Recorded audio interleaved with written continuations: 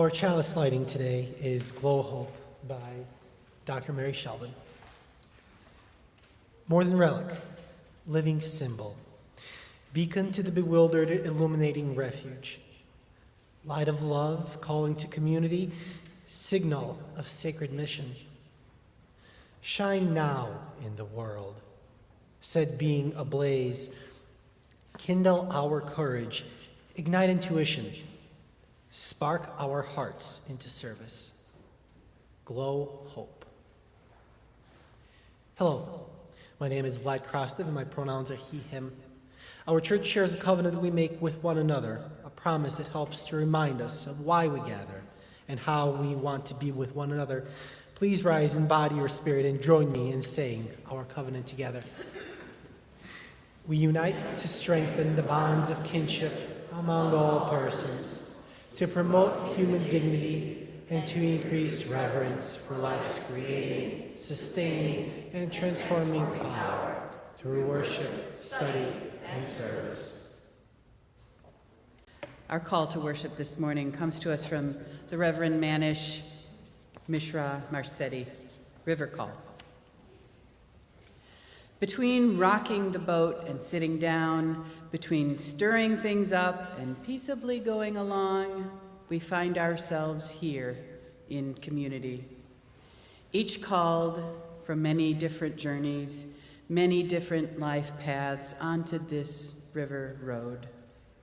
Some are here because the rocking of the boat has been too much tumult, too much uncertainty, too much pain. Some are here with questions about where the boat is going, how best to steer it, where this journey ends.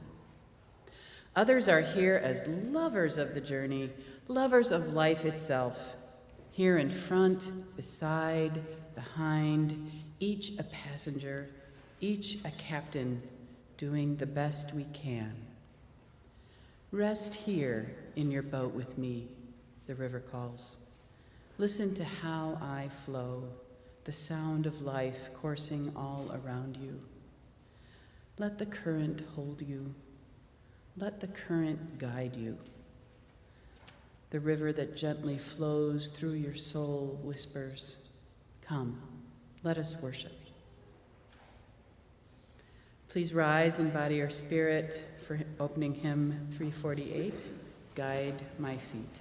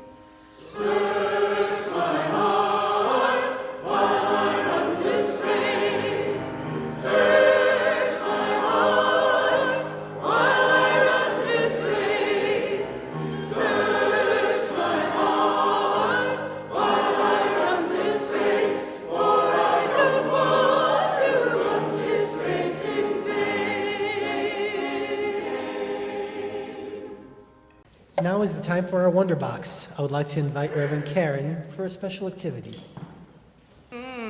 The Wonder Box this week, it will be brought forward by our children. You can all come forward. You can put it right into the box. Sometimes the deepest wonderings don't remain questions, they become actions. Guided by love and care for one another, those actions can grow into something real in and among us, rendering and reminding that when we are connected, we are responsible to everybody as well, and to our wider community.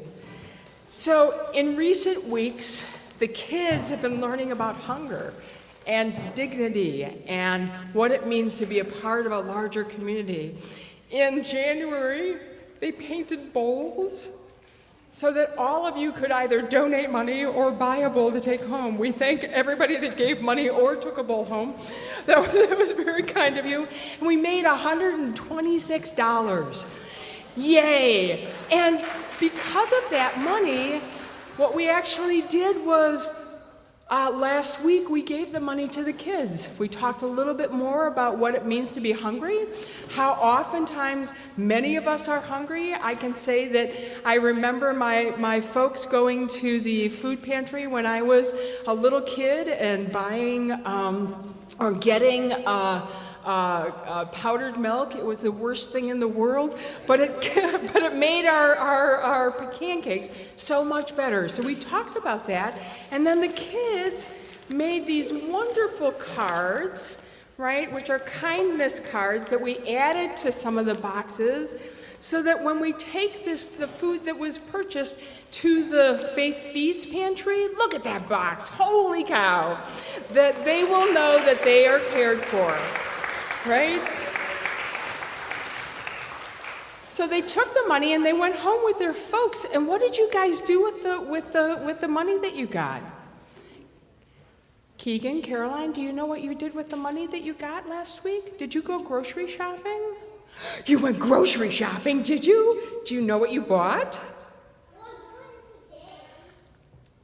What did you buy?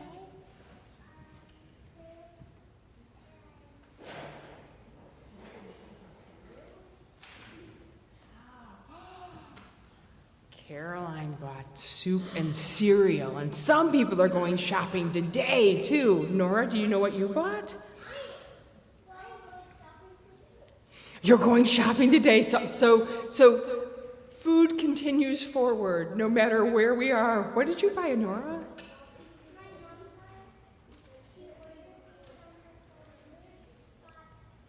Some cereal? Yeah. And some cans of something, because cans are wonderful preservatives.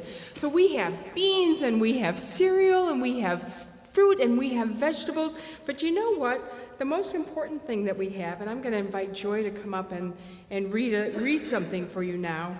What we have and what we've given to people is hope. We've given them hope that other people see them, that other people know that they are there, that they might have needs, but that those needs will indeed be taken care of because we're all part of a larger community. So Miss Joy now is going to read us a little bit of a story about hope. Hello, little UUs. This poem was written by a woman who has been gone. She died over 100 years ago. And she wrote over 1,000 poems, but only 10 of her poems were published while she was alive. So I don't think she ever knew how famous she really was. Her name is Emily Dickinson. And this poem is very metaphorical. Isn't that a huge word? And what it means is that the poet uses words I'll give you an example. She uses the word bird, but what she really means by the word bird is hope. And she uses the word storm, and what she means by that is not rain, but difficult times and problems. So here we go. Hope is the Thing with Feathers by Emily Dickinson.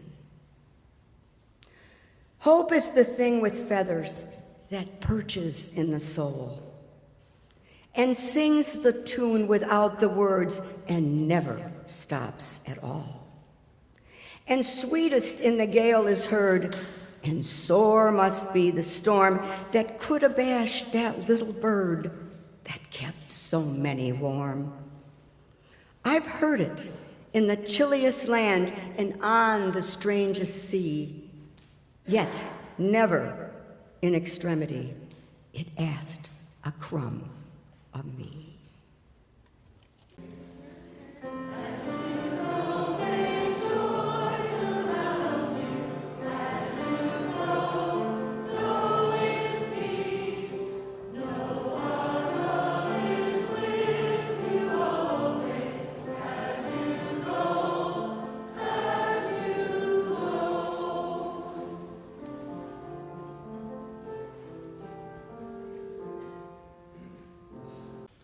We give to support our church and community. Giving is a way to participate in love and blessings. Generosity opens us up to more love. It is a way to sow, to commit ourselves to a beloved community where we can inspire, heal, and belong. Together, we will reap the blessings to come. The offering will now be gratefully received.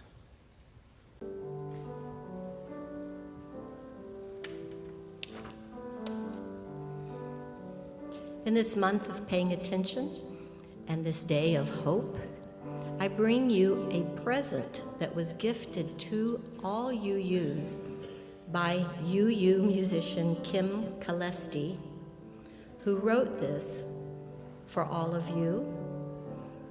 And here is her message. I love today, it's all I've got. I'll try to smile and laugh a lot. The time is here, for sure I say, I love today.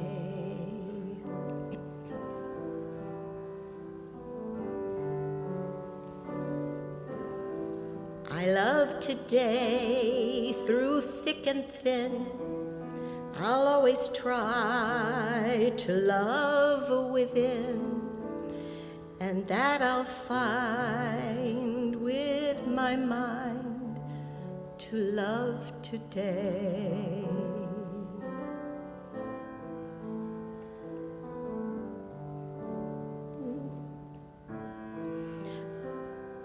I love today when it rains on my head. I love today to be grateful instead.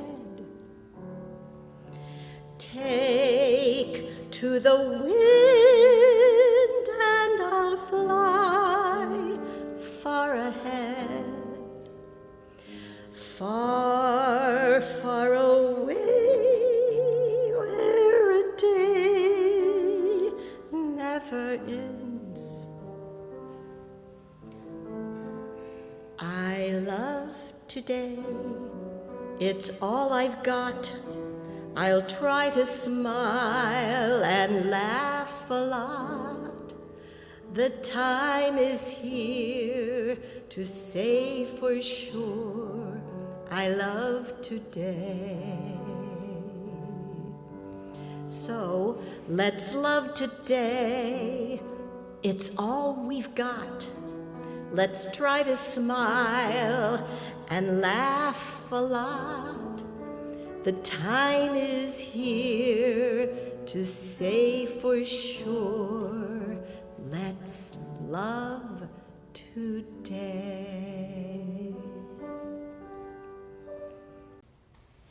Thank you, Allison. Let us pause and rest in silent reflection for the span of 3 deep breaths.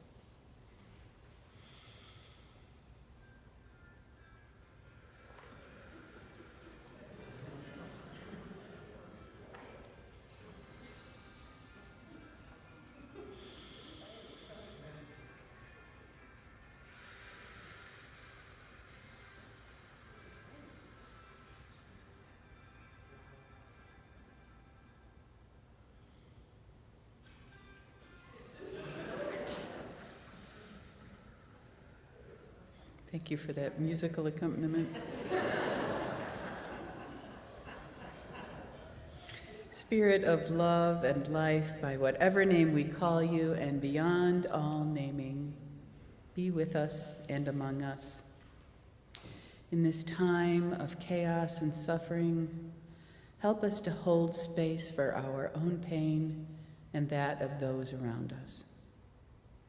Help us to calm the fear and address the need in our communities and beyond. Teach us to disrupt the forces of darkness as we may, each in our own way. And help us to work together to do more than each of us might do alone, that we might see your greater expression in the world. Blessed be. Good morning. My name is Ellen Vinzani. My pronouns are she and her, and I'm a lay minister, and I'm here to share this morning's concerns and gratitudes. Jeff Ormland and Kathy Moraste share the sad news that Jeff's brother passed away last week. Scott fought a courageous 4-year battle with ALS. He was dedicated to his family and friends, and they, in turn, will always remember his love, his kindnesses, and his zest for life. We hold you in our hearts, Jeff and Kathy. Bob Spielman is in the hospital, although he is hopeful he will be discharged today. He is very likely watching us right now on Zoom. Know that we love you, Bob and Karen, and Bob, we hope you get home today. Our thanks to the folks who showed up yesterday to clean the RE wing. A small group got a lot done. Lastly, Gabriel Gonzalez is now finally out of the hospital and in rehab at Shirley Ryan. His mom, Yvonne, shares the following. The meals, cards, and recordings have been such an incredible source of life during the last 3.5 weeks since Gabriel's surgery, which was just after his 16th birthday. We are so very grateful for everyone's ongoing love and support. We know that he is in the right place for recovery, yet long to be home. We hold you in our hearts, Gabriel. Parents Yvonne and Tom, and brothers Tim and Sam. We know that many of you hold unspoken joys and concerns in your hearts, and we honor them. Please join me in singing Spirit of Life.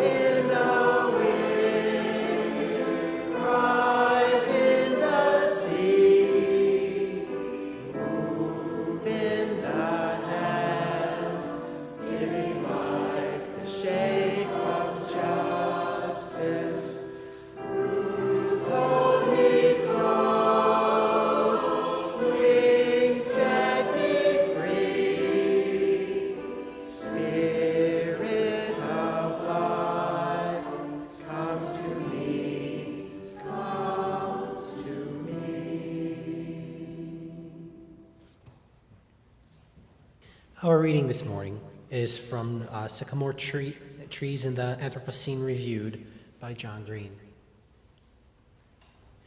My children like to play an age-old game with me called Why? I'll tell them, for instance, that I need them to finish breakfast, and they'll say, why? And I'll say, so that you receive adequate nutrition and hydration. And they'll say, why?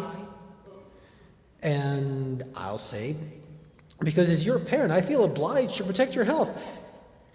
And they'll say, why? And I'll say, partly because I love you and partly because of the evolutionary imperatives baked into my biology. And they'll say, why? And I'll say, because the species wants to go on. And they'll say, why? And I'll pause for a long time before saying, I don't know. I guess I believe, in spite of it all, that the human enterprise has value. And then there will be a silence. A blessed and beautiful silence will spread across the breakfast table. I might even see a kid pick up a fork. And then, just as the silence seems ready to take off its coat and stay a while, one of the kids will say, why? Emily Dickinson's poem, Hope is the Thing with Feathers, which you heard from Joy just a bit ago. Oh, I should say, first of all, hello, good morning, happy Sunday. My name is Mary Shelden. My pronouns are she and her, and I'm glad to be with you today. So, that poem you heard from Joy just a bit ago was likely written in 1861, perhaps as the American Civil War was getting underway and state after state was seceding, perhaps as Jefferson Davis was sworn in as President of the Confederacy, or Lincoln was sworn in as 16th President of the United States, perhaps after the first shots were fired on Fort Sumter, perhaps as Richmond was named capital of the Confederacy. Bleak days, indeed. While Dickinson did not weigh in any obvious way about the war in her writing, she was quietly a Union supporter and a friend to many ardent abolitionists.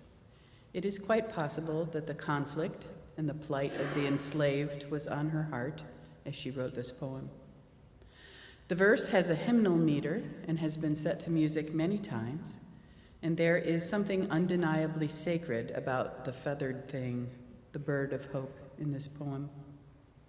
The surprising final line about how hope hasn't ever asked anything of her has always seemed to me intended to shock, to make us think. What is it that hope might ask of us, if it could? In conversations with dear friends, and also with clients in spiritual direction over the past year, the question of hope has been on people's minds. The precise question varies a bit, but the gist is that hope seems to be a scarce commodity. Like if hope were a gas tank, the low fuel on the dash would be lit, and the urgent matter is, where do we refuel? Where is the next station? Who is our supplier? Because urgently, if we run out, we may find ourselves stranded on the roadside. The fear is real among folks I'm talking with. No one wants to pull off on the shoulder to wait and wonder whether when we will see the next driver and whether they will wear a friendly face. And no one wants to come face to face with despair. And I know my friends and fellow seekers and I are far from alone. Last month, at the celebration of life for the Reverend Jesse Jackson, Barack Obama spoke about how we are living in a time when it can be hard to hope. He acknowledged that each day we wake up to some new assault on our democratic institutions, another setback to the idea of the rule of law, an offense to common decency, that every day we wake up to things that we just didn't think were possible, that every day we're told by those in high office to fear each other and turn on each other, that we're seeing these things every single day, and that it's hard to hope in these moments. This from the man who campaigned on that hopey, changey thing. For the past 3 years, I have been teaching a particular text to my college first years, The Anthropocene Reviewed by John Green. You might know Green as the author of many coming-of-age novels, most famously The Fault in Our Stars, which became a feature film. You might know him from his video podcasts, like History Crash Course. Most recently, he's been writing nonfiction. The basis for The Anthropocene Reviewed, which started as a podcast and became a book of essays, is that he's reviewing aspects of our human-dominated planet on a 5-star scale, a la Yelp. And in the process, he is writing a nuanced, complex memoir. He refers to these first lines of the Dickinson poem as part of his essay, Harvey, which, like several essays in this collection, documents his recurring bouts with depression, in this case, an initial incident when he was a young man. The title of the essay references the movie Harvey, the old black and white film about Elwood P. Dowd and his imaginary friend, a 6-foot white rabbit. Reviewing the movie is Green's ostensible point in writing the essay, but his real task there is to ponder the whole idea of hope, of hopelessness and hopefulness, and whether hope is at all in any way advisable, especially for those like him with chronic depression. In his essay, he describes reaching the point of despair. After many days wherein 2-liter bottles of Sprite were his only sustenance, he found himself on the peeling linoleum floor of his apartment kitchen, unable to rise, contemplating all the ways the situation might resolve itself. In the end, thankfully, he called his parents, and they came from Florida to get him, to bring him home with them. Green recalls that when he went to his boss to tell him he was going to have to quit his beloved job as a book list reviewer in order to move back in with his parents and seek help for his depression, his boss graced him with a leave of absence and some advice. Now more than ever, watch Harvey. Green took that advice to heart, watched the film, and found in Elwood the hope that one could be mentally ill and also profoundly heroic. He says, "Elwood offered me a kind of hope that wasn't bullshit." And then he quotes that first stanza of Dickinson's poem. "Hope is the thing with feathers that perches in the soul and sings the tune without the words and never stops at all." Green tells us, "I will sometimes stop hearing the tune. I still become enveloped by the abject pain of hopelessness. But hope is singing all the while. It's just again and again, I need to relearn how to listen." Then he gives Harvey 5 stars. Another image I draw on in thinking about hope these days comes from beloved environmental advocate Joanna Macy. Back in 2012, she co-authored with Chris Johnstone a book called Active Hope: How to Face the Mess We're In Without Going Crazy. Some of you here may recall it was the basis for a spring retreat at St. Mary's of the Lake. Mind you, the book's primary concern is the climate crisis, which these days so often gets the back burner of our attention, but is still unfolding simultaneous with our other crises, whether we attend to it or not. The book lays out 3 kinds of stories humans tell ourselves about the times in which we find ourselves. The first, business as usual, focuses on economic growth, consumption, getting ahead, and nature as commodity. The second, the great unraveling, focuses on economic decline, resource depletion, climate catastrophe, war, social division, and the mass extinction of species. The third story we might tell ourselves, though, they call the Great Turning, which emphasizes campaigns in defense of the earth, a change in our perceptual frameworks, and development of new economic and social structures. These 3 elements, active advocacy, shifting consciousness, and systems development, are mutually supporting. They constitute phases in a virtuous cycle. The authors call this cycle active hope. In active hope, the authors tell us we root ourselves in gratitude for the world, which helps us to build a context of trust and buoyancy that will help us to deal with the sobering realities we face. Then it is important to honor our pain for the world. We do not ignore the loss of species or of our fellow humans or of the places that we love. Facing the pain is, in fact, a crucial part of the process. But in honoring our grief, we find there our compassion, our caring, and our sacred interconnectedness with all of life. We find there a perceptual shift that helps place us in the context of all existence. We see with new eyes all that we cherish. Then we go forth like seeds in the wind to act again on behalf of the healing of our world. Then our actions take root again in gratitude, and the cycle begins anew. Of this concept of active hope, the authors tell us, the word hope has two different meanings. The first involves hopefulness where our desired outcome seems reasonably likely to happen. If we require this kind of hope before we commit ourselves to an action, our response gets blocked in areas where we don't rate our chances too high. The second meaning is about desire. It is this kind of hope that starts our journey, knowing what we hope for and what we'd like or even love to take place. It is what we do with this hope that really makes a difference. Passive hope is about waiting for external agencies to bring about what we desire. Active hope is about becoming active participants in bringing about what we hope for. Active hope is a practice.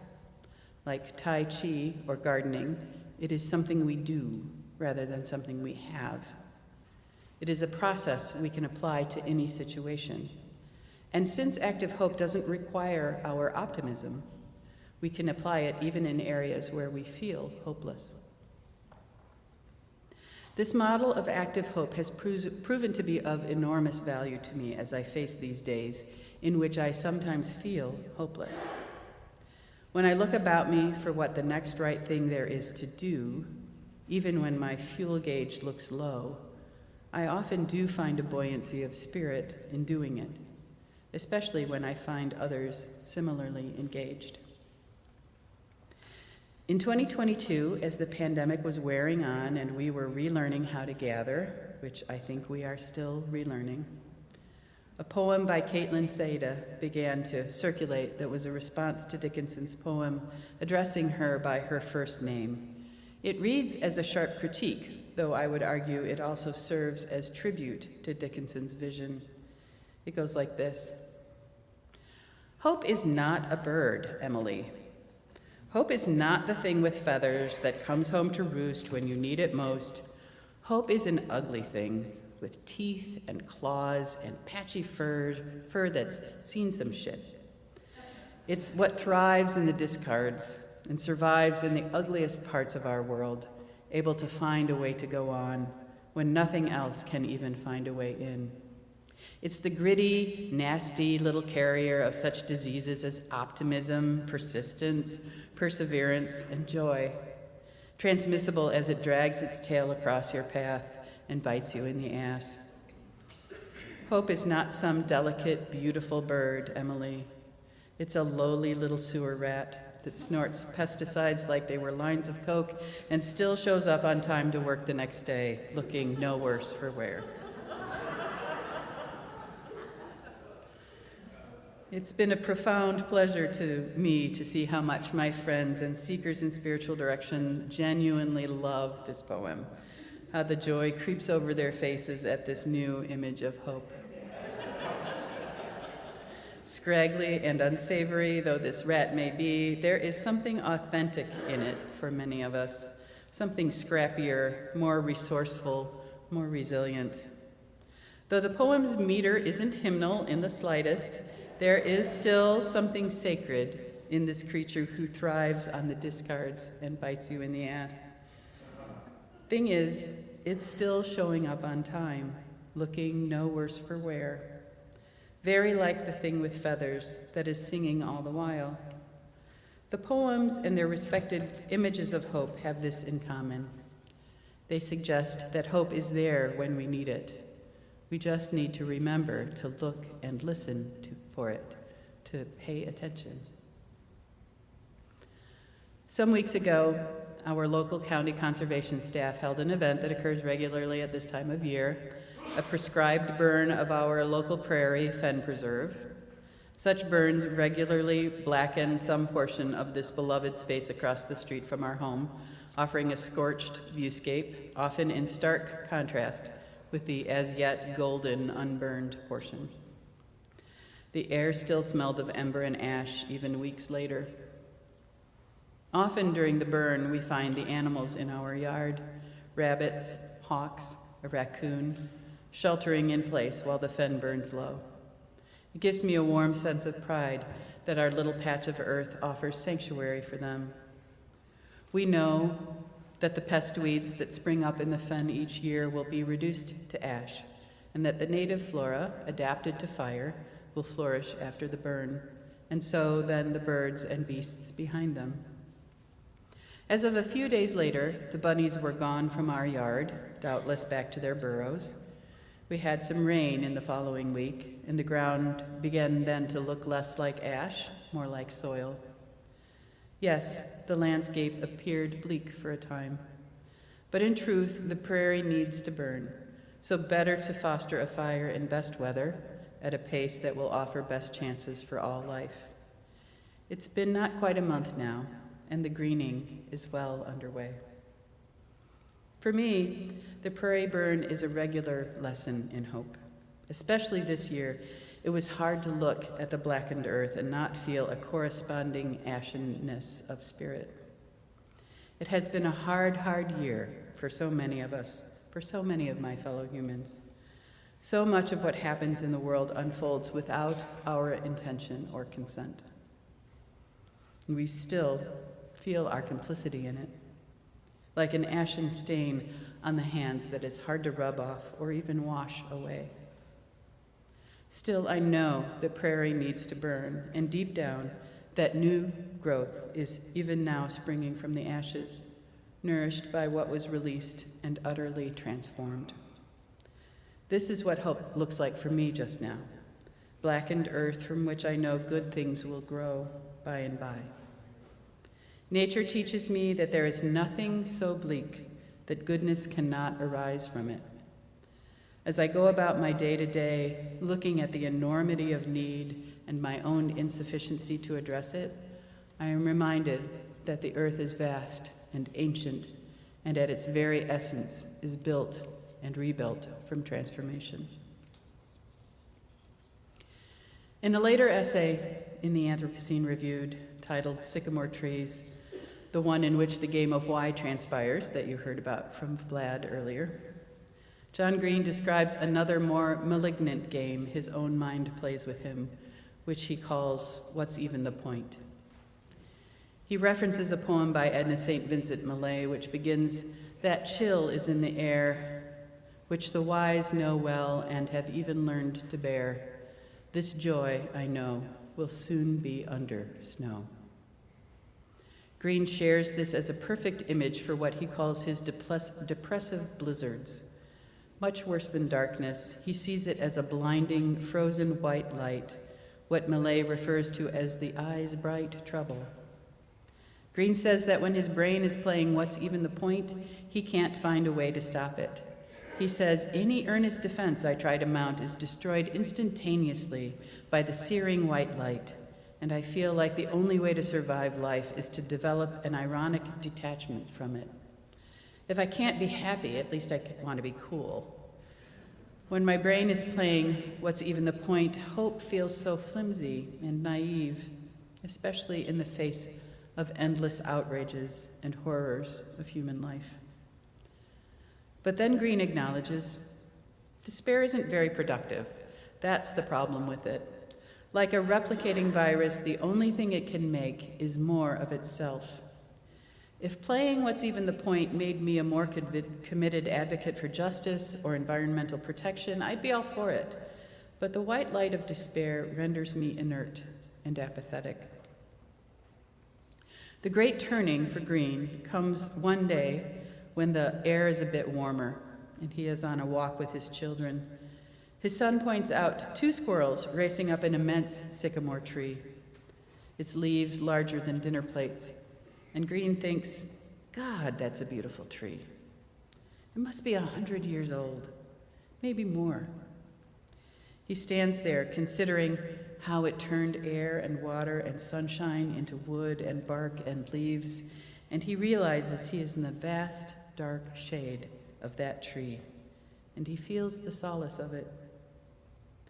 When his son pulls at his wrist, Green whispers, "I love you." He tells us, "I can hardly get the words out." Then he gives sycamore trees 5 stars. I believe we are not meant merely to live with the eye's bright trouble, to suffer it and soldier on. I believe we can learn to honor our grief and pain for the world rather than merely ignore it. I believe in Elwood P. Dowd, in singing birds and scrappy rats, and 6 feet tall white rabbits, and scorched earth that will soon be greening. I believe in sanctuary for all God's creatures. I believe in the immense shade of sycamore trees. If that makes me naive or uncool, so be it. It also keeps me hopeful and in good company.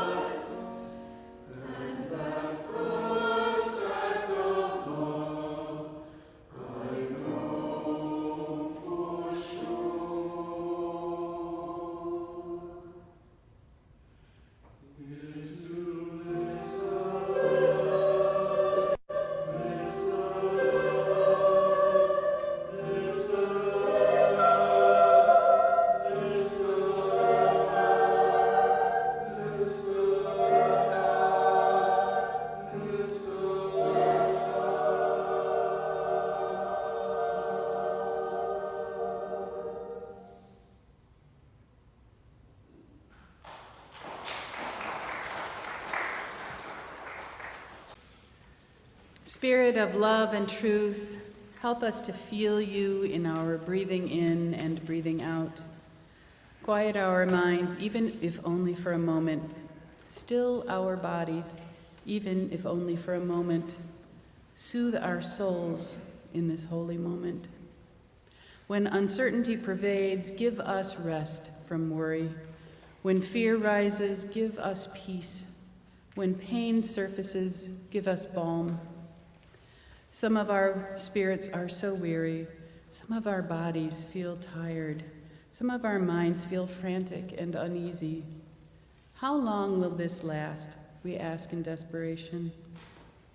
Spirit of life-giving love, remind us of the cycles of life so that we might turn toward the dawn, turn toward the thaw, and turn toward the rebirth of spring with new hope. Make that hope alive in us, O Holy One. Ignite that hope so it burns brighter than our fears, and may that bright hope shine for others to witness, that our faith may be a beacon and our love a lamp to light the way. O luminous Spirit, fill us with gratitude as we turn toward one another in the human family, never alone on our journeys, always reminded of a greater love that holds all. Please rise in body or spirit to sing closing hymn number 159.